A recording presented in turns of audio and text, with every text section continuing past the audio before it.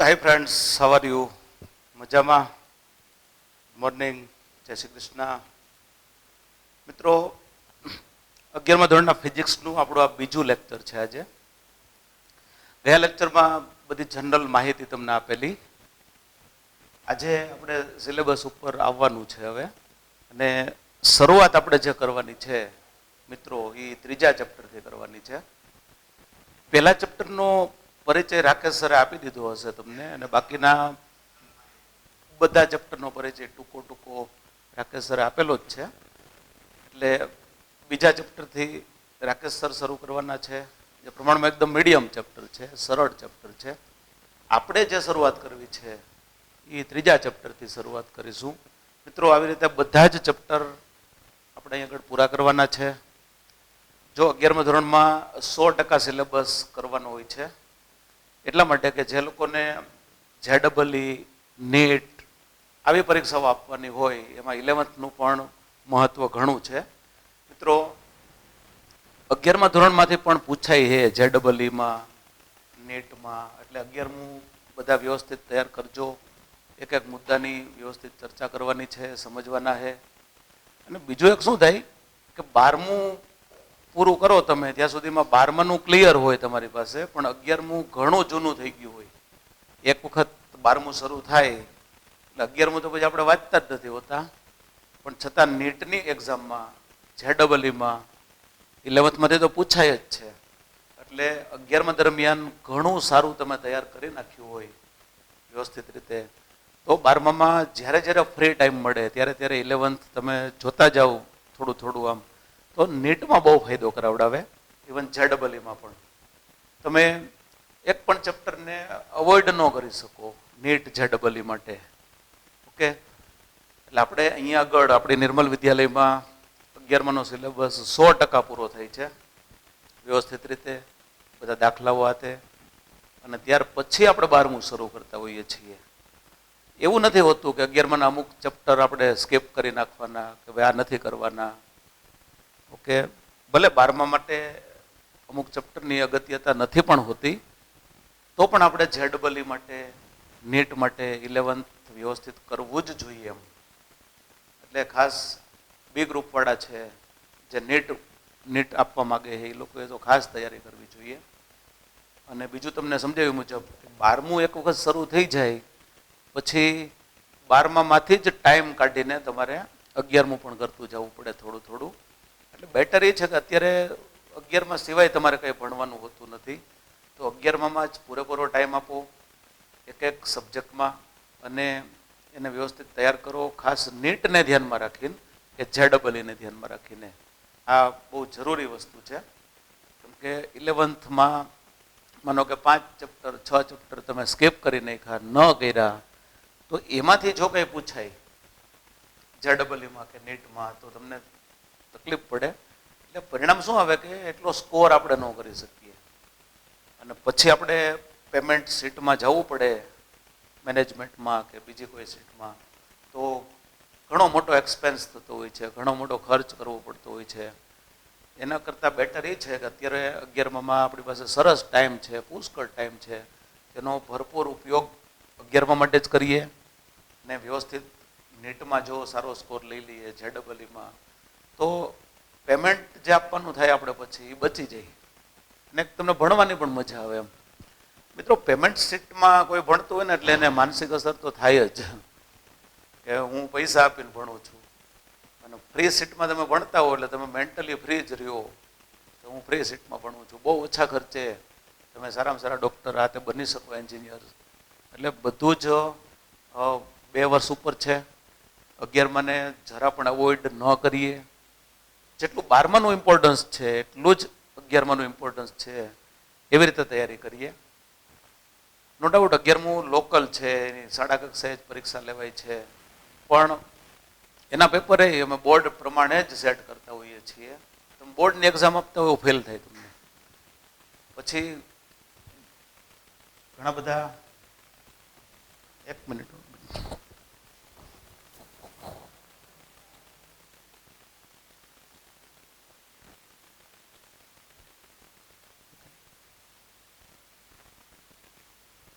ઘણા બધા મિત્રો એવું વિચારતા હોય કે લોકલ પરીક્ષા છે એટલે અમુક ચેપ્ટર ન કરીએ તો ચાલે, પણ એવું નથી કરવાનું. આપણે બધા જ ચેપ્ટરમાંના બધા જ મુદ્દાઓ એકદમ વ્યવસ્થિત તૈયાર કરવાના છે, આપણી નીટને ધ્યાનમાં રાખીને, જેડબલને. મિત્રો આટલી વસ્તુ સતત યાદ રાખીને આપણે હવે સ્ટાર્ટ કરીએ. આપણે ત્રીજા લેસનથી સ્ટાર્ટ આપવાનું છે. ત્રીજો પાઠ જે છે એનું નામ જો આ છે, સુરેખ પથ પરની ગતિ. ચોથો પાઠ એ ગતિનો જ ભણવાનો છે તમારે, પણ એ સમતલમાં ગતિ એવું નામ છે. ઓકે, અને એ 2 ચેપ્ટર પૂરા કરશો એટલે પછીનો જે પાઠ આવશે, 5મો પાઠ, એ ગતિના નિયમો એવું નામ છે એનું. જેમાં તમે ન્યૂટનના ગતિના 3 નિયમ ભણવાના છો, વેગમાનના સંરક્ષણનો નિયમ. પણ મિત્રો ગતિ એકવાર ક્લિયર થાય, સુરેખ પથ ઉપરની ગતિ જો ક્લિયર થાય તો સમતલમાં ગતિ ક્લિયર થાય. અને બંને ગતિ ક્લિયર થાય તો ગતિ સાથે સંકળાયેલા નિયમો જે ન્યૂટને આપેલા છે એ ક્લિયર થાય. એટલે આ ચેપ્ટરથી જ આપણે સારી તૈયારી કરવાની છે. આપણે સતત યાદ રાખવાનું છે કે અમારે 2 રીતે ગતિ શીખવાની છે, એક સુરેખ પથ ઉપર અને એક સમતલમાં. એ સુરેખ પથ ઉપર તમને આવડશે એટલે સમતલમાં આવડી જવાનું છે. મિત્રો ગતિ શબ્દ, જેને ઇંગ્લિશમાં આપણે મોશન કહીએ છીએ, એમ તો સર્વસામાન્ય શબ્દ છે. આખા વિશ્વમાં તમે જુઓ તો ગતિનો જે ખ્યાલ છે એ કોમન છે, સર્વસામાન્ય છે. આપણે રોજિંદા વ્યવહારમાં તમે જુઓ તો ગતિ કરતા ઘણા પદાર્થો ડેઈલી આપણે જોતા હોઈએ છીએ. જેમ કે કોઈ વ્યક્તિ ચાલીને જતું હોય, દોડીને જતું હોય, સાયકલ ચલાવીને જતું હોય, વાહન ચલાવીને જતું હોય, ઝાડ ઉપરથી આમ પાંદડું પડે પૃથ્વી તરફ આવે તો એ ગતિ છે. નદીમાં પાણી વહેતું હોય, કેનાલ ચાલુ હોય ત્યારે કેનાલમાં પાણી વહેતું હોય, આકાશમાં જો પક્ષીઓ ઉડતા હોય, પ્લેન ઉડતા હોય, આ બધા ગતિ જે છે આ ટાઈપની એ બધી આપણે જોઈએ જ છીએ, દરરોજ ડેઈલી જોઈએ છીએ. આ બધી ગતિ એવી છે કે જે તમે પ્રત્યક્ષ જોઈ શકો, દૃશ્યમાન ગતિ કહેવાય છે. મિત્રો અમુક ગતિ એવી હોય છે કે જે થતી હોય તો આપણે જોઈ ન શકીએ, દૃશ્યમાન હોતી નથી. દાખલા તરીકે વાયુપાત્રમાં તમે વાયુ ભર્યો હોય તો આપણે બધા જાણીએ છીએ કે વાયુનો દરેક અણુ સતત અસ્તવ્યસ્ત ગતિ કરતો હોય છે.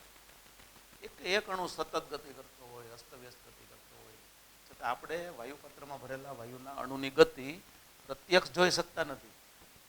ગતિ છે છતાં એ દ્રશ્યમાન નથી. એક બીજું ઉદાહરણ આપું કે તમે તમારી ઘરે કોઈ સ્વિચ ઓન કરો પંખાની કે ટ્યુબલાઇટની, તો વાયરમાં આપણે બોલતા હોઈએ વિદ્યુત પ્રવાહ વહેવાનું શરૂ થાય. એકચ્યુઅલી વિદ્યુત પ્રવાહ વહેતો હોય એટલે ઇલેક્ટ્રોન ગતિ કરતા હોય છે આમ, પણ ઇલેક્ટ્રોનની ગતિ આપણે જોઈ નથી શકતા. અમુક ગતિ જોઈ શકાતી હોય છે, અમુક ગતિ જોઈ શકાતી નથી હોતી, અનુભવી શકાતી હોય છે. મિત્રો ઘણી વખત એવું બને કે અમુક પદાર્થો તમે જ્યારે પણ જોવો ત્યારે સ્થિર જ લાગે, છતાં પણ એ પદાર્થો ગતિમાં હોય છે. નરી આંખે આપણે જોઈએ તો જે પદાર્થ આપણને સ્થિર લાગતો હોય એ હકીકતમાં ગતિમાં હોય છે. જો એના તમને ઉદાહરણ આપું, આપણા બધા જ જે રસ્તાઓ છે, બધા મકાનો છે, બરાબર ને, આપણા ક્લાસરૂમ, એની અંદરની બેન્ચીસ, આપણે સ્કૂલ બિલ્ડિંગ, બધું જ તમને સ્થિર લાગે. બધા વૃક્ષો છે, તમે જ્યારે પણ જુઓ ત્યારે સ્થિર લાગે કે નહીં? પણ ખરેખર આ બધા સ્થિર હશે શું? આપણા રસ્તાઓ, મકાનો, વૃક્ષો, આ બધું ખરેખર સ્થિર હશે? તો મિત્રો એનો જવાબ છે ના. એટલા માટે કે જેની ઉપર આ બધું છે, પૃથ્વી ઉપર, એ પોતે સ્થિર નથી ને. મિત્રો આપણે બધા જાણીએ છીએ કે પૃથ્વી એની ધરીને અનુલક્ષીને 24 કલાક એક પરિભ્રમણ પૂરું કરે છે, એટલે આ દિવસ રાત થઈ છે એમ. તો જો પૃથ્વી 24 કલાક એક પરિભ્રમણ પૂરું કરતી હોય તો પૃથ્વી ઉપરની બધી જ વસ્તુઓ પણ પૃથ્વીની સાથે 24 કલાક એક પરિભ્રમણ પૂરું કરતી જ હોય. એટલે બધું તમને નરી આંખે સ્થિર લાગે છતાં ગતિમાં જ છે એમ. ક્લિયર? મિત્રો આપણે બધા એવું પણ જાણીએ છીએ કે પૃથ્વી એની ધરીને અનુલક્ષીને તો ભ્રમણ કરે જ છે, પણ સૂર્યને અનુલક્ષીને ભ્રમણ કરે જ છે ને, પરિભ્રમણ કરે છે. 365 દિવસ અને 6 કલાકે એક પરિભ્રમણ પૂરું થાય છે. એટલે પૃથ્વી ઉપરની બધી જે વસ્તુઓ છે, રસ્તાઓ, મકાન, આ તે બધું જ એ પૃથ્વીની સાથે અક્ષીય ભ્રમણ કરે છે અને કક્ષીય ભ્રમણ કરે છે. એજ ક્લિયર? અક્ષીય ભ્રમણ, પૃથ્વીની અક્ષને અનુલક્ષીને જે ભ્રમણ કરે 24 કલાકે એક ભ્રમણ, એને અક્ષીય ભ્રમણ કહેવાય. અને સૂર્યની આજુબાજુ એની કક્ષામાં એક ભ્રમણ પૂરું કરે એને કક્ષીય ભ્રમણ કહેવાય. એટલે એક વસ્તુ તો મિત્રો ક્લિયર થઈ, પૃથ્વી પોતે સ્થિર નથી, તો પૃથ્વી ઉપરની આ બધી વસ્તુઓ ભલે ખરી આંખે જોતા આપણને સ્થિર દેખાતી હોય, હકીકતમાં એ સ્થિર નથી.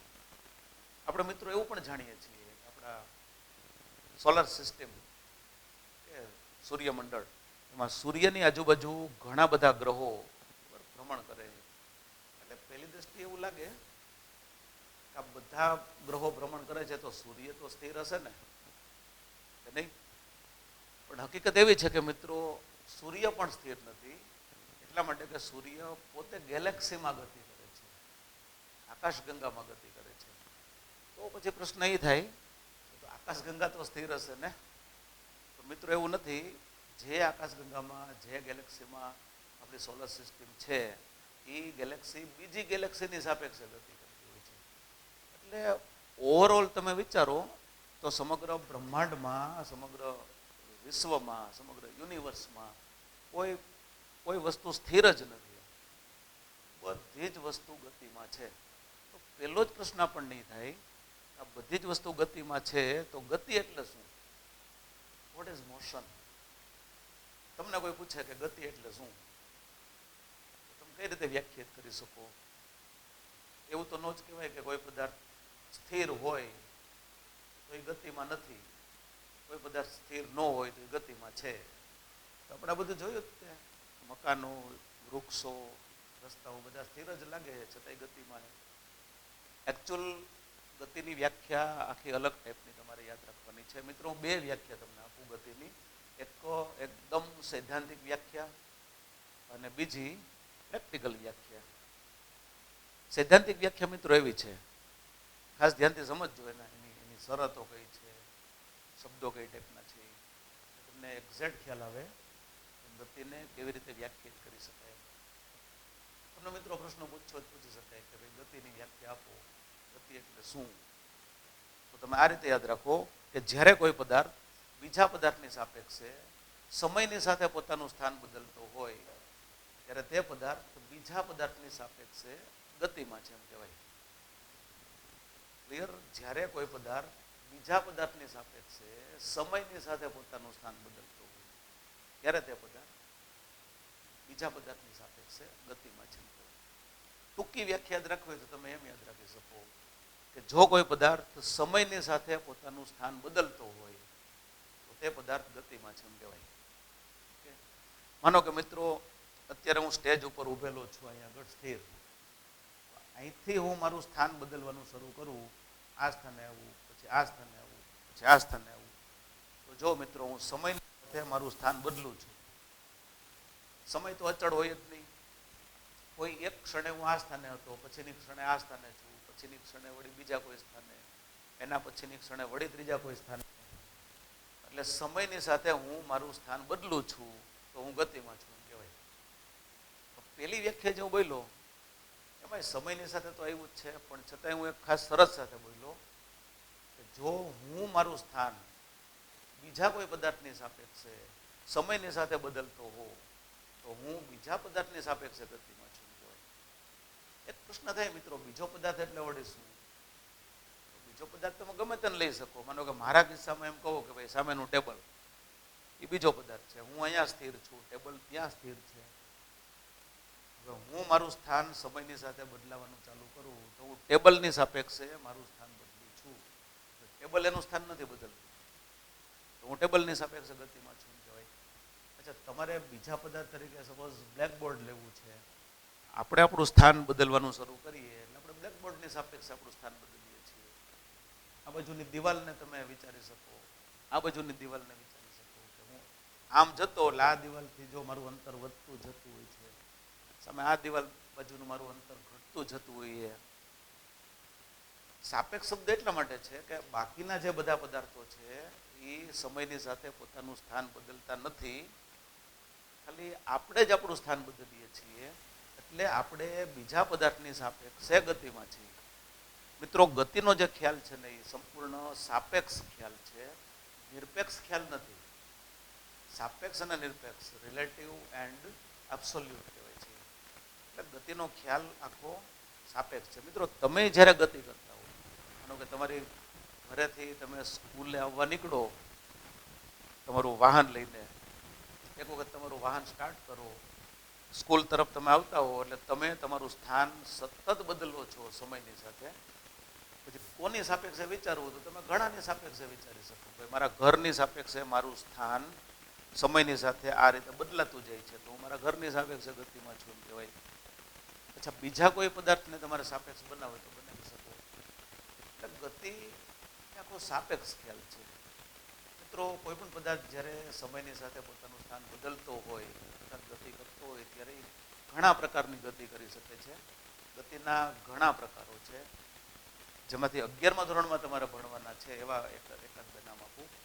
ગતિના જે ઘણા પ્રકારો છે એમાં એક રેખીય ગતિ, ચાક ગતિ, દોલિત ગતિ વગેરે. આ સિવાય ઘણા ટાઈપની ગતિ હોઈ શકે, પણ 11મા ધોરણમાં તમારે 3 ગતિ ભણવાની છે. ઓકે, રેખીય ગતિ મીન્સ લિનિયર મોશન. આ ચેપ્ટરમાં તમે એ જ ભણવાના છો. કોઈ પણ પદાર્થ એક વખત ગતિમાં આવે પછી સીધી લીટીમાં ચાલ્યો જાય સુરેખ પથ ઉપર, અને સુરેખ પથ ઉપરની ગતિ પણ કહેવાય છે, રેક્ટિલિનિયર મોશન. દાખલા તરીકે તમે કોઈ પદાર્થને પૃથ્વીની સપાટીથી અમુક ઊંચાઈએ રાખો, પછી એને ફ્રી કરો, છોડી દો, તો આપણો અનુભવ છે કે એ પદાર્થ સીધો જ પૃથ્વી તરફ ગતિ કરવાનો છે. મિત્રો, આપણો પદાર્થ પૃથ્વીની સપાટીને સ્પર્શે ત્યાં સુધી સુરેખ પથ ઉપર જ ગતિ કરતો જવાનો છે. ક્લિયર? એની ગતિની દિશા બદલાવાની નથી. તો આવી ગતિ આખી સુરેખ પથ ઉપરની ગતિ કહેવાય છે. અક્ષોની બાબતમાં તમે વિચારો, 3 અક્ષો પરસ્પર લંબ એવી XY Z, ત્રણેય અક્ષોનું જે ઉગમ બિંદુ છે કે ત્યાં ધારો કે એક પદાર્થ પડેલો છે, ત્યાંથી પદાર્થ જો X અક્ષ ઉપર ગતિ કરતો જાય કે Y અક્ષ ઉપર ગતિ કરતો જાય કે Z અક્ષ ઉપર ગતિ કરતો જાય તો એ રેખીય ગતિ કહેવાય. એક પારિમાણિક ગતિ પણ કહેવાય છે. રેખીય ગતિનું બીજું નામ એક પારિમાણિક ગતિ કહેવાય. એક જ પરિમાણમાં કા X અક્ષ ઉપર કા Y અક્ષ ઉપર અને કા Z અક્ષ ઉપર, તો એક પરિમાણિક ગતિ કહેવાય, સુરેખ પથ ઉપરની ગતિ કહેવાય. મિત્રો, આપણો જ પદાર્થ જો XY સમતલમાં ગતિ કરતો હોય, X અક્ષ અને Y અક્ષથી બનતા સમતલમાં જો ગતિ કરતો હોય, એવી રીતે Y અક્ષ અને Z અક્ષથી બનતા સમતલમાં ગતિ કરતો હોય, કે Z અક્ષ અને X અક્ષથી બનતા સમતલમાં ગતિ કરતો હોય, તો એ સમતલમાં ગતિ કહેવાય. અને પછીનું ચેપ્ટર એનું બીજું નામ છે દ્વિપારિમાણિક ગતિ. અને એવી જ રીતે મિત્રો, ઉગમ બિંદુ પાસેથી કોઈ પદાર્થ અવકાશમાં જો ગતિ ચાલુ કરે એને ત્રિપારિમાણિક ગતિ કહેવાય છે, જેનું બીજું નામ અવકાશમાં ગતિ એવું તમે કહી શકો. એટલે પદાર્થ જ્યારે ગતિમાં આવે ત્યારે એક પરિમાણિક ગતિ કરી શકે, દ્વિપારિમાણિક ગતિ કરી શકે, ત્રિપારિમાણિક ગતિ કરી શકે. આપણે પછીના પાઠમાં આવશું ને ત્યારે ત્રિપારિમાણિક ગતિની પણ થોડીક ચર્ચા આપેલી છે, કરીશું. શું ફેર હોય તમે જોજો. એક પરિમાણમાં પદાર્થ ગતિ કરતો હોય એનો એ પદાર્થ દ્વિપરિમાણમાં જાય તો ગતિની ચર્ચા કઈ રીતની કરવાની થાય, એનો એ પદાર્થ ત્રિપરિમાણમાં જાય તો એ જ પદાર્થની ગતિની ચર્ચા આપણે કેવી રીતે કરી શકીએ, એની વિસ્તૃત ચર્ચાઓ આપણે કરવાની છે. આટલી ચર્ચા ઉપરથી મિત્રો એક વસ્તુ તમે સમજી શકો કે જો એક પારિમાણિક ગતિ ક્લિયર થઈ જાય તો દ્વિપારિમાણિક ગતિ ક્લિયર થાય, તો પછી તમે સમજી શકો કે ત્રિપારિમાણિક ગતિ ક્લિયર થાય. Okay, 3 dimensional motion, motion in 3 dimension, motion in 2 dimension, motion in 1 dimension. એટલે રેખીય ગતિમાં પદાર્થ જ્યારે ગતિ કરતો હોય અર્થાત સમયની સાથે પોતાનું સ્થાન બદલતો હોય ત્યારે એ સીધી લીટીમાં ગતિ કરતો હોય પદાર્થ, એવી ગતિને રેખીય ગતિ કહેવાય. અચ્છા, ચાક ગતિમાં શું હોય, જેને અંગ્રેજીમાં રોટેશનલ મોશન કહેવાય. ચાક ગતિમાં એવું હોય પદાર્થ જ્યારે ગતિમાં આવે ત્યારે કોઈ ચોક્કસ બિંદુને અનુલક્ષીને એના બધા જ કણો, પદાર્થના જે બંધારણીય કણો છે એ કોઈ ચોક્કસ બિંદુને અનુલક્ષીને વર્તુળાકાર ગતિ કરતા હોય. આ રીતે તમે ફેન ચાલુ કરો એકવાર, તો એમાં તમે જુઓ અત્યારે તમે જ્યાં બેઠા છો ત્યાં ફેન ચાલુ જ હશે, તો તમે ફેન જોશો તો એના બધા જ કણો જો વર્તુળ ગતિ કરતા દેખાશે. બરોબર, વચ્ચેનું જે કણ છે એમાંથી પસાર થતી એક અક્ષ તમે વિચારો તો એને અનુલક્ષીને બધા જ કણો વર્તુળમાં ગતિ કરે. આવી ગતિને ચાપ ગતિ કહેવાય. આપણા ઘડિયાળના કાંટાઓ જો સેકન્ડ કાંટો, મિનિટ કાંટો, કલાક કાંટો, આ બધા જ જો કઈ રીતની ગતિ કરે છે એ ચાક ગતિ છે. કોઈ પણ વાહન જ્યારે ગતિમાં હોય ત્યારે એનું વ્હીલ એ ચાક ગતિનું બેસ્ટ ઉદાહરણ છે. કે ન્યુક્લિયસની આજુબાજુ ઇલેક્ટ્રોન એ ચાક ગતિ છે. પૃથ્વીની એની ધરીને અનુલક્ષીને ગતિ 24 કલાકે એક ભ્રમણ એ પણ ચાક ગતિ છે. તો આવા પુષ્કળ ઉદાહરણો આપી શકાય. આપણે આખું એક ચેપ્ટર તૈયાર કરવાનું છે ચાક ગતિનું, 11મા ધોરણમાં જ ભાગ 2માં તમને આપેલું છે. અને ત્યાર પછી ત્રીજી જે ગતિ છે એ છે દોલિત ગતિ, ઓસિલેટરી મોશન કહેવાય એને, કે ઓસિલેટરી મોશન. એમાં શું હોય, પદાર્થ બે બિંદુની વચ્ચે સતત દોલનો કરતો હોય છે. સાદું લોલક તો તમે જોયું જ હશે. એની ઉપર એક દોરીના છેડે ધારો કે ગોળાકાર પદાર્થ બાંધેલો છે, સ્થિર સ્થિતિમાં છે આખું તંત્ર. એ પદાર્થને તમે અહીંયાથી ખસેડીને થોડેક દૂર લઈ જાઓ, પછી છોડી દો એને. એટલે અહીંયાથી એ ગોળો આમ ગતિ કરતો કરતો આ બાજુ આવશે, અટકી જશે, વળી પાછો ત્યાંથી આ બાજુ આવશે, પાછો અટકી જશે, વળી પાછો આ બાજુ. તો આવી જે ગતિ છે ને મિત્રો, એને દોલિત ગતિ કહેવાય. એનું પણ આખું ચેપ્ટર મારે તૈયાર કરવાનું છે. તમારે છેલ્લે 14મો પાઠ, એનું નામ જ દોલનો છે. આ ટાઈપની ગતિ શીખવાના છે. સાદું લોલક છે, આપણે ઘરે ઘડિયાળ હોય લોલકવાળી, એમાં લોલકની ગતિ તમે જોજો એ દોલિત ગતિ છે. એ ઉપરાંત આગગાડીના એન્જિનનું પિસ્ટન એ પણ દોલિત ગતિ છે. તો દરજીના સંચાની સોય, સંચો ચાલતો હોય ત્યારે જોજો તમે, સોય સતત સુરેખ પથ ઉપર આમ દોલનો કરે ને, ઉપર નીચે દોલિત ગતિ છે. ત્રણે ત્રણ ગતિ 11મમાં બહુ વિસ્તૃત રીતે તમારે શીખવાની છે. આ ચેપ્ટરને લાગે વળગે ત્યાં સુધી તમારે રેખીય ગતિ ક્લિયર કરવાની છે. આ ગતિના આખા ચેપ્ટર તૈયાર કરશું ભાગ 2માં. અત્યારે આપણે આ ગતિ ઉપર ફોકસ કરવું. મિત્રો, રેખીય ગતિ તમારે સમજવી હોય કોઈ પદાર્થની તો કેટલાક પારિભાષિક શબ્દો પહેલા ક્લિયર કરવા પડે. કોઈ પણ વસ્તુ તમારે શીખવી હોય એટલે અમુક પરિભાષા ક્લિયર કરવી પડે, પછી એ શબ્દોનો ઉપયોગ કરીને તમે ગતિ સમજી શકો. તમને ખબર જ છે, માનો કે ઇલેક્ટ્રિસિટી તમારે ભણવી હોય તો ઇલેક્ટ્રિસિટીના પારિભાષિક શબ્દોથી પહેલાં પરિચિત થવું પડે કે ન થવું પડે. વિદ્યુત ભાર છે, વિદ્યુત પ્રવાહ છે, વિદ્યુત સ્થિતિમાનનો તફાવત, વિદ્યુત ચાલક બળ, અવરોધ, આ બધા શબ્દોથી પરિચિત થઈ અને પછી એની મદદથી તમે ઇલેક્ટ્રિસિટી સમજી શકો. એવી રીતે રેખીય ગતિ તમારે સમજવી હોય તો કેટલાક પારિભાષિક શબ્દો ખાસ તૈયાર કરવા પડે. એમાં પહેલો શબ્દ સ્થાન, પછી પથ લંબાઈ, સ્થાનાંતર, ઝડપ, વેગ, આ બધા શબ્દોથી તમે પરિચિત છો જ. વેગમાન ના બધું, આ બધા શબ્દો વગર તમે રેખીય ગતિ, સમતલમાં ગતિ સમજી ન શકીએ આપણે. આ શબ્દોની વારંવાર જરૂરિયાત ઊભી થતી હોય છે. પહેલો બેઝિક શબ્દ સ્થાનથી ક્લિયર કરવું પડે.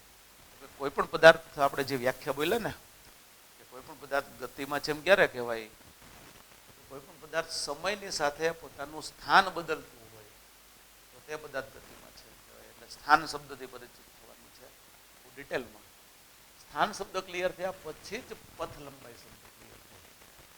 એની પણ વિગતે ચર્ચા કરશું કે પથ લંબાઈ કોને કહેવાય, સ્થાનાંતર કોને કહેવાય, ડિસ્પ્લેસમેન્ટ.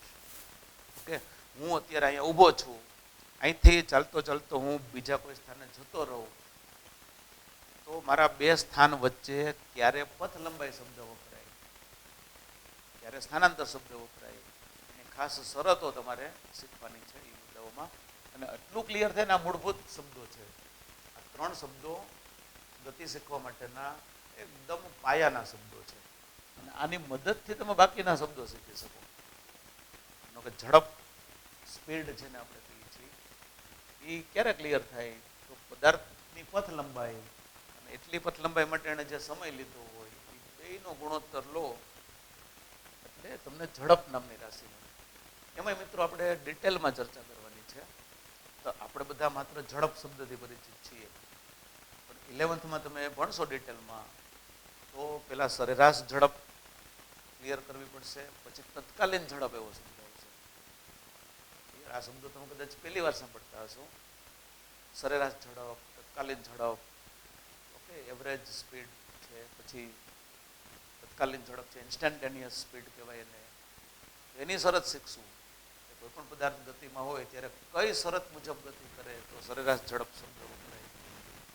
અચ્છા, કઈ શરત મુજબ ગતિ કરે તો તત્કાલીન ઝડપ એવો શબ્દ વપરાય. બહુ ડિટેલ ચર્ચા એ. પછી નેક્સ્ટ રહેશે એવા વેગ, તો પદાર્થનું સ્થાનાંતર અને તે માટે લાગતા સમયનો ગુણોત્તર, એ વેગ કહીશું આપણે જે તે વખતે ડિટેલમાં. એમાંય પહેલા સરેરાશ વેગ શબ્દથી પરિચિત થશું, પછી તત્કાલીન વેગ, પછી વેગ ભાગ્યા સમય કરો, વેગ અને સમયનો ગુણોત્તર એટલે નેક્સ્ટ પ્રવેગ, એક્સેલરેશન, પ્રવેગ નામની રાશિ મળવાની. એમાંય પહેલા સરેરાશ પ્રવેગ, તત્કાલીન પ્રવેગ, એટલે બધી જ રાશિઓની બહુ ડિટેલ્ડ ચર્ચાઓ છે.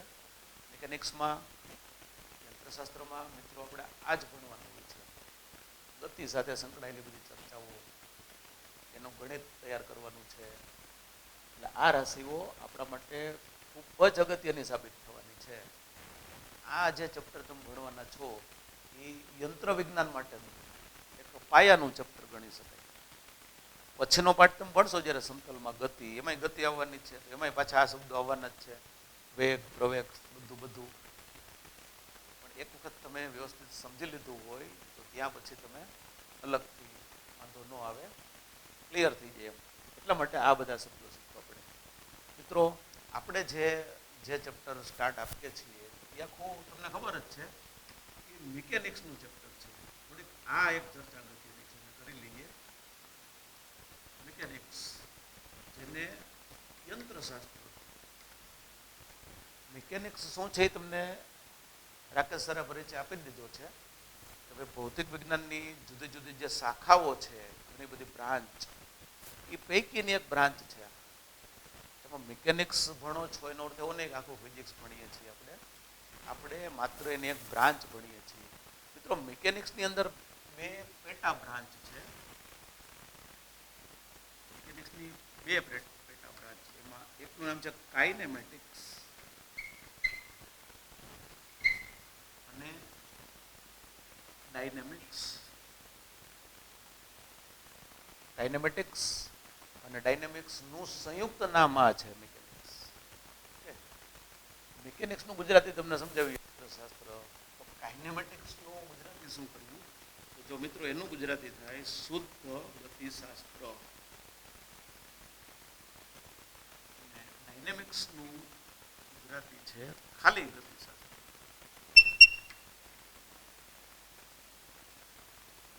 શુદ્ધ ગતિશાસ્ત્ર અને માત્ર ગતિશાસ્ત્ર. હવે એની શરતો યાદ રાખજો.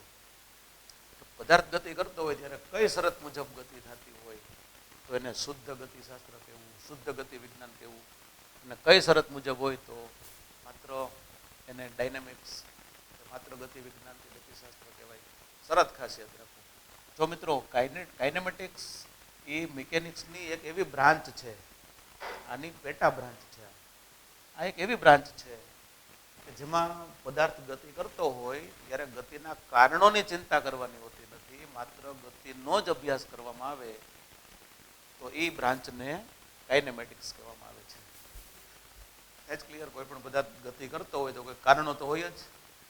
માનો કે આ પંખો ગતિમાં હોય, ચાક ગતિ કરતો હોય તો કંઈક તો એના કારણો હોય જ.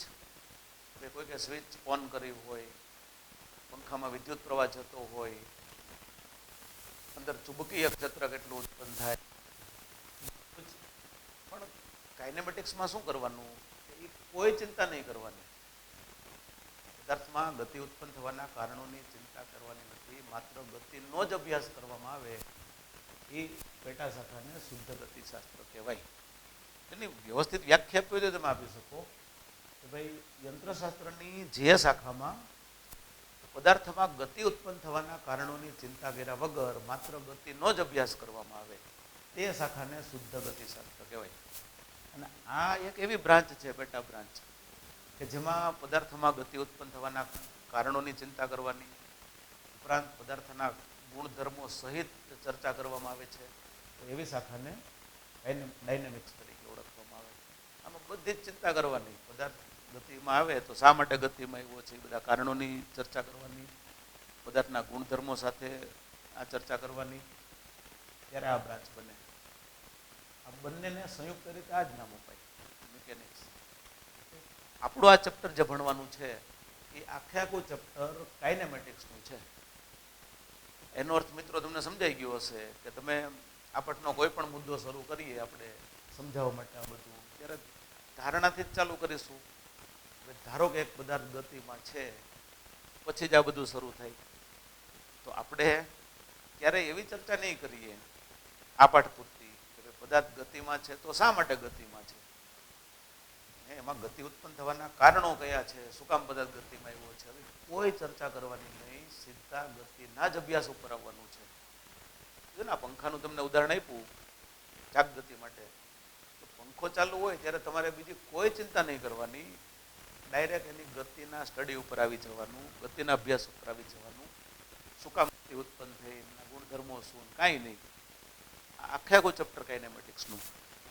પછીના ચેપ્ટરમાં તમે આવશો ત્યારે અમુક મુદ્દાઓ ડાયનેમિક્સના આવશે. એટલે એમાં પદાર્થમાં ગતિ ઉત્પન્ન થવાના કારણોની ચર્ચા કરશું. આમાં ગતિ ઉત્પન્ન થઈ, પદાર્થના ગુણધર્મો સાથે એને શું સંબંધ વગેરે. એટલે મિત્રો કાઇનેમેટિક્સ ઉપર આ ચેપ્ટર તૈયાર થયેલું છે. ઓકે, અહીંયા સુધી. છેલ્લે એક વાત કરી લઉં કે આખા ચેપ્ટરમાં આખા પદાર્થની ગતિ સમજતી વખતે આપણે એક બાબત ધ્યાનમાં રાખીશું, સરળતા ખાતર, સમજૂતીમાં સરળતા આવે એટલા માટે મિકેનિક્સમાં એક રસ્તો કાઢવામાં આવેલો છે કે પદાર્થ જ્યારે ગતિ કરતો હોય ત્યારે આખા પદાર્થની ગતિ જે આપણે સમજવી છે એ ખાલી એક કણની ગતિ ઉપરથી આપણે સમજીશું.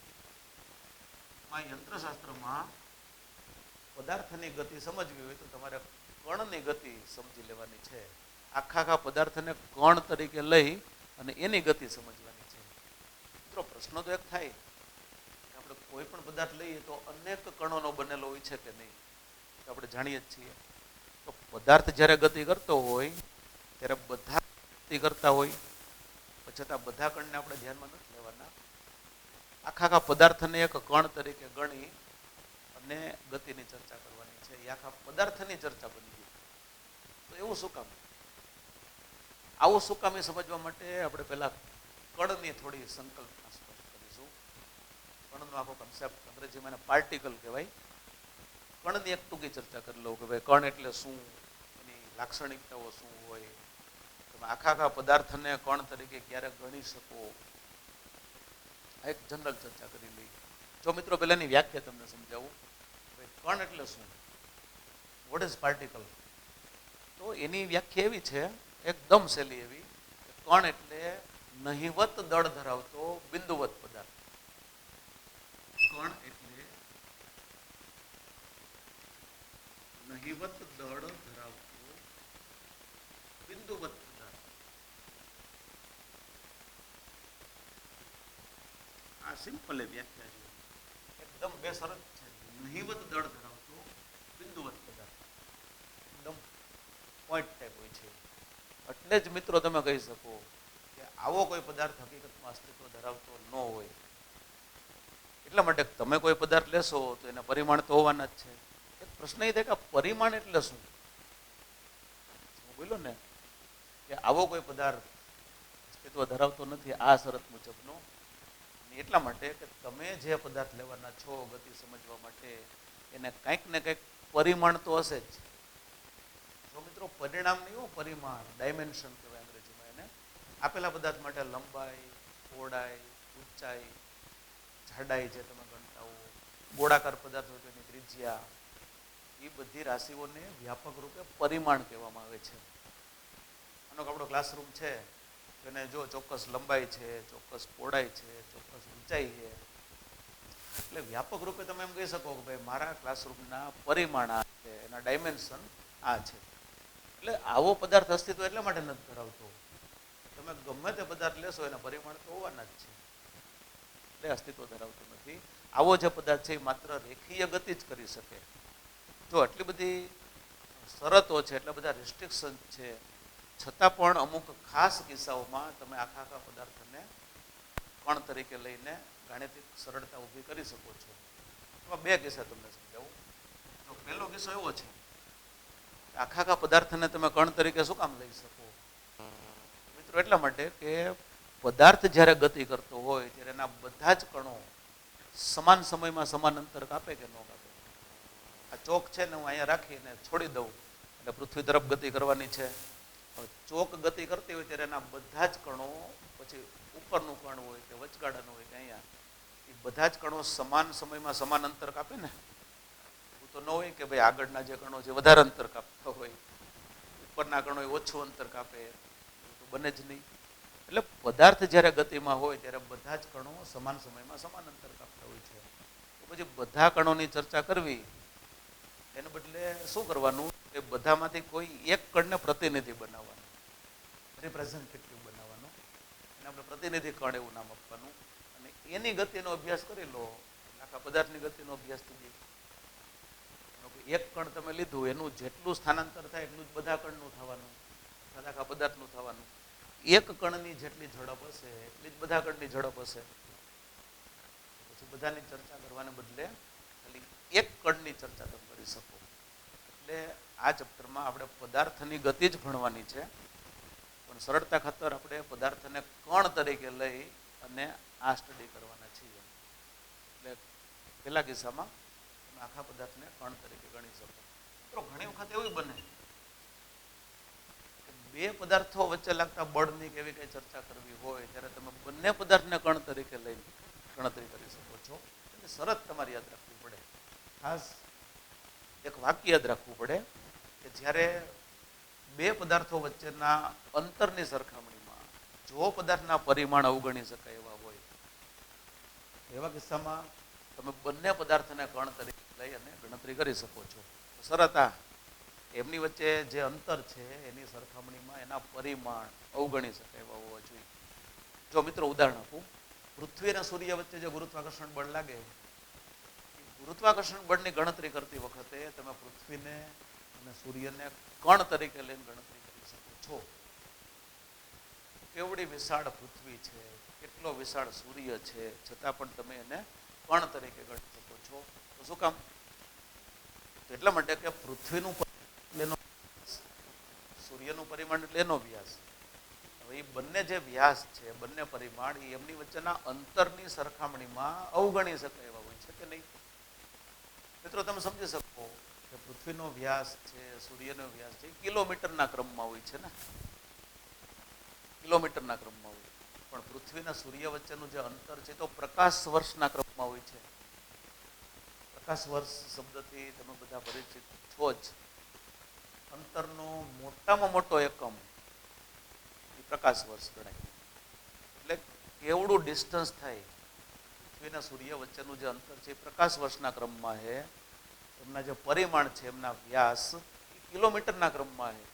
તો મિત્રો તમે સમજી શકો કે પ્રકાશ વર્ષની સરખામણીમાં કિલોમીટર એકમ અંતર માટેનો અત્યંત નાનો એકમ થઈ જાય, અવગણી શકાય એવો થઈ જાય. એટલે તમે આ કિસ્સામાં પૃથ્વીને, સૂર્યને કણ તરીકે લઈ અને ગુરુત્વાકર્ષણ બળની ગણતરી કરી શકો છો. મિત્રો આ બધી બેઝિક ચર્ચા છે. એક્ઝેક્ટ આપણું ચેપ્ટર જે રિયલ સ્ટાર્ટ થવાનું છે, તમારે સાથે સમજવાની તૈયારી કરવાની શરૂઆત કરવાની છે, એ આ શબ્દો ઉપર આવીએ ત્યારે. અત્યારે આપણે શું ચાલે છે, તો આ બધા શબ્દો સમજવા માટેની એક પૂર્વ ભૂમિકા તૈયાર કરીએ છીએ. આપણે પ્લેટફોર્મ તૈયાર કરીએ છીએ, એક પીચ તૈયાર કરીએ છીએ. મિત્રો ક્રિકેટ તમે રમતા હો તો તમને ખબર છે કે પીચ જો સારી તૈયાર થઈ જાય તો બેટિંગ કરવાની મજા આવે, જજમેન્ટ આવી જાય આપણને, આ બોલ આમ જ આવવાનું હોય. પીચ પ્રોપર તૈયાર ન થઈ હોય તો જજમેન્ટ આવે નહીં, આપણને રમવામાં તકલીફ પડે. એટલે કોઈ પણ ચેપ્ટર શરૂ થાય એટલે એની પીચ જો તમે વ્યવસ્થિત તૈયાર કરી લો, એનું પ્લેટફોર્મ વ્યવસ્થિત તૈયાર કરી લો તો પછી ઇઝી થતું જાય ચેપ્ટર ક્રમશઃ. એટલે આ જે છે એ ખાલી સમજજો, પાકું ન કરો તો કાંઈ નહીં.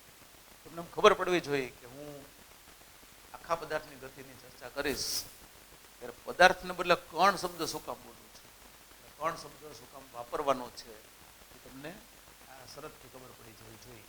ઓકે મિત્રો, અહીંયા સુધી આજે રાખીએ. ફરી નેક્સ્ટ ટાઈમ પાછા મળીશું એકદમ ફ્રેશ થઈને, તાજા મજા થઈને, એનર્જેટિક થઈને. થોડું રીડિંગ કરજો આ ચેપ્ટર માટે. ઓકે.